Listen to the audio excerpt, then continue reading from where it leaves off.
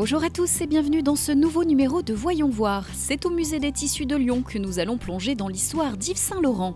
Une exposition retrace les liens qui unissaient le couturier parisien aux maisons de soirée lyonnaises. 40 ans de collaboration mise en scène par les équipes du musée Yves Saint Laurent Paris et le musée des tissus de Lyon. 2 ans de travail commun qui a pris forme à l'occasion du montage de l'exposition à début novembre.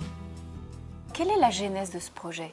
Qui a souhaité mettre en place cette exposition? C'est venu de Lyon, c'est venu de Paris? Alors, c'est venu d'une idée assez commune d'ancrer une belle exposition dans ce musée et de le faire vivre aussi, et d'accompagner ce lieu qui a failli disparaître quand même. Donc, nous, on est ravis de pouvoir collaborer avec ce musée. Et puis, l'idée, c'était vraiment d'ancrer aussi le travail d'Yves Saint Laurent en région et d'imaginer une belle exposition sur Yves Saint Laurent et les fournisseurs, parce que c'est certes un créateur, mais il était accompagné de toute une équipe et aussi de fournisseurs qui étaient là et avec un rôle essentiel pour la réalisation des collections. Et évidemment, Lyon est un bassin très important pour la soierie et évidemment, Saint Laurent se fournissait auprès des fournisseurs lyonnais. Donc l'idée, c'est de retracer cette histoire sur 40 ans de collection, puisque Saint Laurent, c'est 1962-2002 en haute couture. Et donc, comment il est allé puiser dans à la fois les collections de ses fournisseurs, mais aussi des relations très intimes, notamment avec certains fournisseurs. Abraham, qui venait en création textile pour Saint Laurent et ils imaginaient ensemble certains motifs. Donc l'idée, c'est vraiment de retracer cette complicité entre les fournisseurs lyonnais de soierie et le créateur Yves Saint Laurent. Au total, combien de pièces seront présentées et comment est-ce qu'elles ont été sélectionnées? Alors, on a 25 pièces textiles, beaucoup d'œuvres additionnelles aussi, à la fois des photographies, des croquis de la main de Saint Laurent, les petites poupées de son adolescence, les paper dolls. L'idée, c'était vraiment de présenter tous ces fournisseurs par entrée. En fait, l'idée, c'est d'avoir des petites boutiques qui permettent de retracer vraiment ces relations privilégiées entre les différents fournisseurs lyonnais. Et la sélection, c'est assez compliqué, parce qu'on a quand même une très belle collection, on a de nombreux modèles et l'idée, c'est de choisir ce qui est emblématique à la fois dans les matériaux, dans la créativité, la manière dont Saint Laurent a été inspiré par un motif, par une qualité de soie, par un brocart qui lui plaisait et comment il l'a décliné à la fois dans les robes, les accessoires. Donc le choix, il s'est fait assez naturellement, en dialogue avec Lyon aussi, parce qu'on a fait une mise en regard aussi avec leur collection, avec les rebraques qu'ils conservent dans leur collection. Donc la volonté, c'était vraiment de faire dialoguer les œuvres de notre musée et les œuvres du musée des tissus de Lyon. Qu'est-ce qui caractérise le travail d'Yves Saint Laurent? Vous qui connaissez ces pièces, qui les côtoyez au quotidien, quels sont les mots-clés qu'on retrouve automatiquement? Il y en a beaucoup, mais après, c'est vrai que, en tout cas ici, je trouve que dans la sélection des œuvres, on a beaucoup de très belles couleurs, des associations colorées, le choix de la matière, un don inouï pour le drapé, notamment les 3 mousselines de 2002 qui sont ces dernières robes créées pour le dernier défilé, puisque le défilé rétrospectif a lieu au Centre Pompidou. Et Saint Laurent crée très peu de modèles, si ce n'est faire défiler ses modèles iconiques en plus. Et ces robes, on en a fait une sélection de 3, c'est des simples mousselines, ça paraît extrêmement simple, de très belles mousselines drapées. Et finalement, c'est une structure très complexe avec de la corsetterie. Donc voilà, Saint Laurent, c'est essentiellement ça. Après, là, il n'y a pas de sélection de smoking, de tailleur du soir, parce que ce n'était pas forcément le discours avec les fournisseurs lyonnais. Mais évidemment, Saint Laurent, c'est le féminin masculin aussi, évidemment. Et puis voilà, mais ici, la volonté, c'était vraiment de retracer la création et l'histoire de la maison Saint Laurent avec ce dialogue avec les maisons de soirée lyonnaises. Au total, 8 maisons lyonnaises retrouvent leur lettre de noblesse au sein de l'exposition, qui a fait le choix du tissu plutôt que du stylisme, la base de la création, comme nous le rappelle la maison Bucol. L'entreprise Buchet est un soyeux lyonnais qui s'est associé en 1924 à l'entreprise Colcombet, très ancienne, de 1804, qui était spécialiste en ruban à Saint-Étienne. Et c'est les deux, donc en s'associant, qui ont donné naissance en fait à Bucol, qui a déménagé sur Lyon donc en 1925. À l'époque, la place des converteurs était très forte, puisqu'on voit des communications, vous verrez en fait dans l'exposition des publicités où on voit des mannequins Yves Saint Laurent où c'est marqué « tissu Bucol » sur la photo. Donc la place et la notoriété du converteur étaient très importantes et les maisons de couture n'hésitaient pas en fait à s'appuyer sur cette notoriété-là. Ce qui fait que la force du converteur était une force de proposition de tissu qui souvent était adoptée par les maisons de couture. Et on a des cas effectivement d'Yves Saint Laurent qui est venu puiser dans nos collections dont on avait l'initiative, où voilà, l'initiative venait de nous. Après, la personnalité d'Yves Saint Laurent, effectivement, était très forte, et ce qui fait qu'on essayait effectivement de deviner ce qui était dans sa tête, ce qui pouvait être ses choix, avec beaucoup de difficultés, parce qu'Yves Saint Laurent était quelqu'un de très intérieur. Même sa directrice de studio disait qu'on avait des difficultés à le faire sortir pour aller jusqu'à l'hôtel Intercontinental pour assister à ses propres défilés de mode.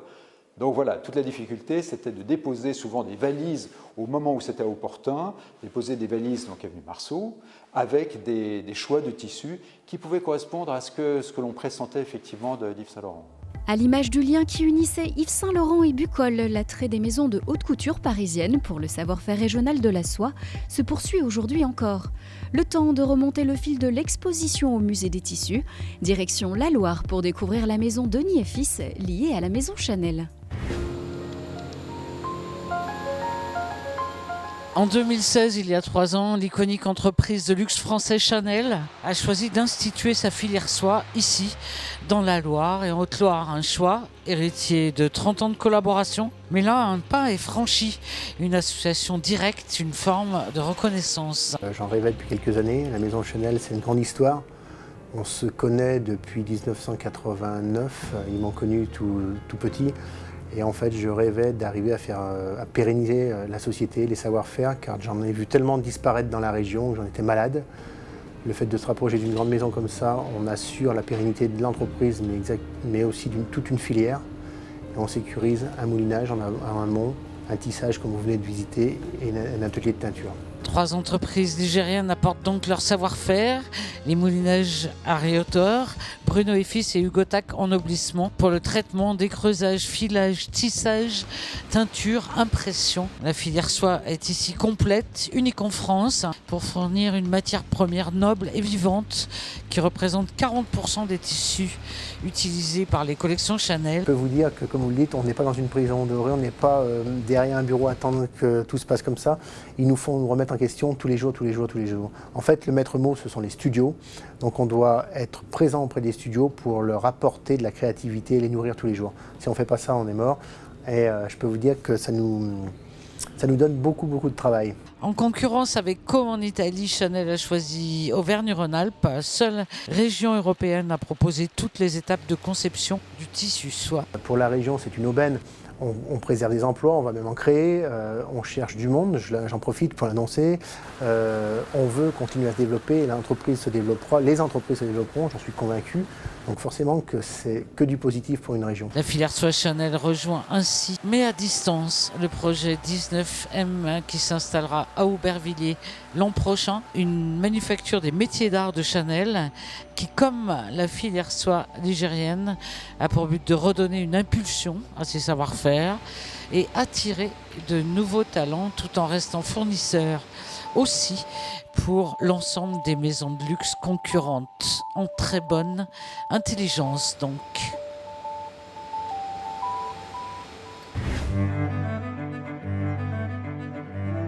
Nous sommes de retour au musée des tissus de Lyon, à l'affiche l'exposition Yves Saint Laurent. Derrière cette expo event, la mise en valeur du créateur et de ses tissus, mais aussi un projet symbolique, la renaissance du musée des tissus, qui a failli disparaître il y a quelques mois. Et puis c'est vraiment le musée qui reprend sa place, qu'il avait un petit peu perdu en fait ces dernières années. Et c'est vraiment l'exposition qui marque la renaissance de ce musée, avec de grandes ambitions, mais un outil qui est toujours un peu vieillissant, d'où le grand projet de renaissance et avec le concours d'architectes qui vient d'être lancé. Voilà. Mais c'est vrai qu'on va leur montrer à quel point tout ce travail qui est fait à Lyon, autour de Lyon, qui est un travail de l'ombre, est important pour un créateur de l'envergure d'Yves Saint Laurent. C'est pour ça qu'on voit dans la déambulation qu'il y a une salle technique où nous sommes. On va vraiment parler du tissu, inviter les gens à regarder les motifs, à voir la matière. Alors, qu'en est-il des maisons lyonnaises? Est-ce qu'il a été simple d'aller les regrouper, d'aller les chercher ou tout de suite, est-ce qu'ils ont signé? Racontez-nous cette aventure. Alors, en fait, au départ, avec Aurélie Samuel, on s'est dit, elle m'a posé la question, est-ce que tu as une liste de toutes les maisons lyonnaises qui ont travaillé entre 62 et 2002, la période d'activité d'Yves Saint Laurent? On n'avait pas de liste. Donc je lui dis, est-ce que tu as une liste de tous les fournisseurs d'Yves Saint Laurent pour la même période? On va aller les chercher. Et on va aller les chercher. Et en fait, elle n'avait pas non plus de liste complète. Donc on a fait un peu de ping-pong et on a identifié 8 maisons qui nous paraissaient très importantes à la fois pour le côté Yves Saint Laurent et pour Lyon. Mais sur ces maisons-là, évidemment, il y en a comme les velours Beauvalette qui malheureusement ont disparu. D'autres, comme Bianchini-Ferrier, ont été vendus, mais la marque a été reprise par Brochier. Et on a fait comme ça un panel qui montrait aussi une gamme de tissus assez importante. Parce qu'en fait, le tissu, c'est quelque chose qui touche à l'intime, qu'on a tous sur nous dans notre quotidien, mais on ne fait plus attention à la façon dont c'est fabriqué. Et tous ces tissus-là sont des tissus d'exception, avec des matières nobles comme la soie ou avec des matières innovantes comme en fait le nylon, qui était à l'époque très innovant dans les années 60. Donc il y a des choses comme ça qu'on veut faire partager aux visiteurs pour qu'ils regardent autrement en fait cette matière qui est le textile. Donc quels sont les enjeux réels de cette exposition sur les différentes strates qu'on vient d'évoquer? Quels sont les vrais enjeux pour vous? Alors pour le musée, c'est vraiment de marquer cette renaissance du musée et de renouer avec des expositions. Il y avait eu Fortuny, il y avait eu Balenciaga, il y avait eu Léonard. Voilà, ça s'est arrêté. On montre qu'on redémarre. On espère aussi faire plaisir au public, évidemment, et puis leur faire comprendre voilà, cette technicité du tissu que la fast fashion en fait, a un peu mis à mal, et de montrer que ces tissus-là, il faut le temps pour les fabriquer, mais que ça vaut la peine parce que ça donne des modèles magnifiques et qui n'existeraient pas sans les qualités intrinsèques des tissus. Effectivement, et des tissus qui viennent de Lyon, c'est ça notre fierté, voilà. Effectivement régionale. Il y en a d'autres dans la région, d'autres maisons qu'on a été voir durant le reportage. En tout cas, on invite tous les Auvergnats-Rhône-Alpins à découvrir cette exposition. Merci beaucoup, Esclare Montaille, merci à vous. La haute couture, c'est la matière, avait pour habitude de résumer Yves Saint Laurent. Avec cette exposition, vous aurez matière à rêver jusqu'en mars 2020.